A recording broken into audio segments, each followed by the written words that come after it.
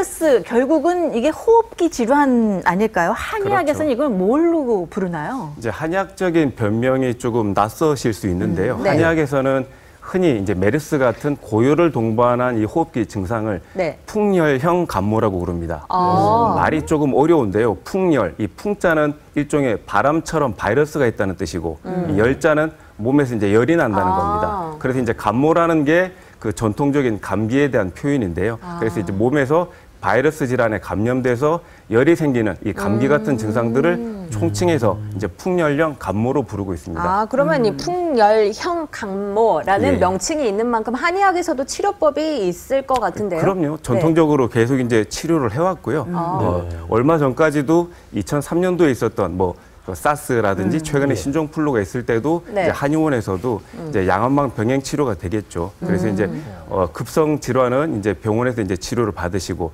평소에 이제 면역력이라든지 체력을 보충하는 측면에서는 이제 한의원에 오셔가지고 한약 복용을 하고 이렇게 하시는데요. 네. 대표적인 약들이 청열, 자음약 표현이 좀 어렵죠. 네. 어렵네요. 고열을 동반한 증상이기 때문에 이 열을 꺼주는 네. 청열, 열을 꺼주겠다. 그리고 수분이 부족해지기 때문에 이제 자음, 이제 수분을 충분히 보충해주겠다. 이런 치료법 원칙 하에 한의원에서도 이 병행 치료를 하고 있습니다. 그럼 이런 한의학적 치료법은 메르스에도 적용이 되는 걸까요? 이게 현재 메르스의 그 한의학적인 치료법이 얼마나 효과가 있는지는 마찬가지로 의학적 치료법도 마찬가지고 향후에 메르스가 진정된 이후에 우리가 이제 평가를 전체적으로 해봐야 될 것 같은데요. 네. 일단 이 메르스처럼 코로나 바이러스, 이 변종 바이러스에 의한 질환이 그 2003년도에 이제 사스가 있었죠. 네. 그때 이제 홍콩에서 발표했던 내용들을 보면 예방적 측면에서 당시 이제 그 사스가 있을 때 홍콩에서 그 의료진이 1,755명 중에 의료진 중에서 338명, 19.5%가 네. 사스로 확진받거나 의심을 받았거든요. 그러니까 당시에 우리나라가 지금 메르스 때문에 의료진이 감염될까 이제 두려워하듯이 네. 당시 이제 그 사스가 유행될 때도 홍콩에서도 이 의료진들이 이제 공포가 있었던 거죠.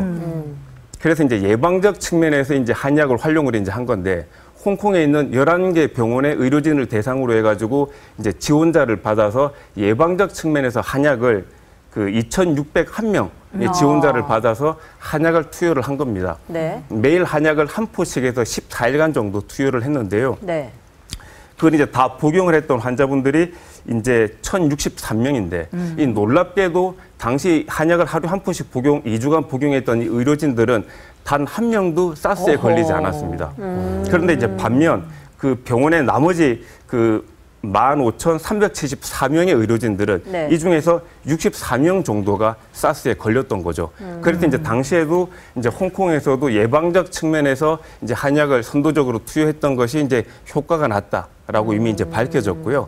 그리고 그 이후에 그 세계 보건기구 WHO에서 이 사스를 앞으로 향후 이제 전 세계적으로 이제 사스가 계속 있을 경우 이걸 이제 어떻게 치료할 것인가라는 결과를 2004년도에 이제 연구 보고서를 냈는데요. 네. 이 연구 그 결과를 봐도 이제 앞으로 이제 사스 같은 코로나 바이러스의 변종, 메르스까지 포함을 하는 겁니다. 이럴 때 양방 단독 치료보다 이 한방, 양방 병행 치료가 좀 더 효과적이다라고 이미 이제 보고를 냈고요. 그래서 그 WHO가 2004년도에 냈던 게 향후에 이런 코로나 바이러스의 변종, 지금 메르스 같은 것들이 끊임없이 유행을 할 거기 때문에 이제 보건관리 영역에서 한 양방을 병행해서 이 네트워크를 갖출 것을 이미 공고를 한 바가 있습니다. 네.